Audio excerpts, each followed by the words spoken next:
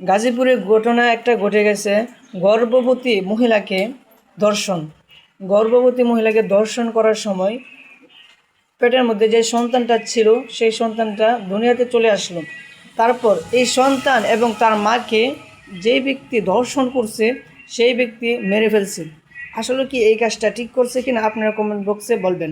তারপরে যেই মহিলাটা গর্ভবতী ছিলেন তার একটি ছোট ভাই ছিল, 12 বছরের শিশু। এই ভাইয়ের যে বাবা ছিল, মানে গর্ভবতী মহিলার বাবা, তার কাছে লাইসেন্স করা একটি গুলি ছিল।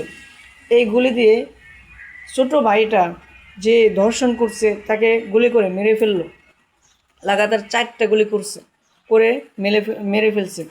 এখন বোনের এই সময়ের মধ্যে ভাই যেমনই হোক, ছোট হোক বড় হোক, খারাপ ভালো যাই হোক, ভাই অবশ্যই পাশে থাকবে। ভাই কী জন্য মানে এই ধর্ষণকারীকে মারছে, এই জন্য পুলিশে ভাইকে থানায় ধরে নিয়ে গেছে।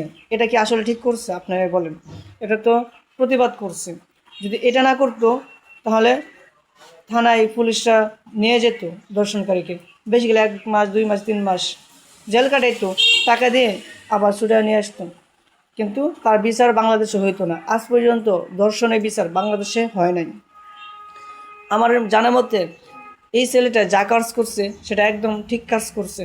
এখন আমার কথা মতে আপনাদের কথার কি মত এবং আপনারা কি মনে করতেছেন কমেন্ট বক্সে আইসা সবাই আমাকে বলে যাবেন ইনশাল্লাহ।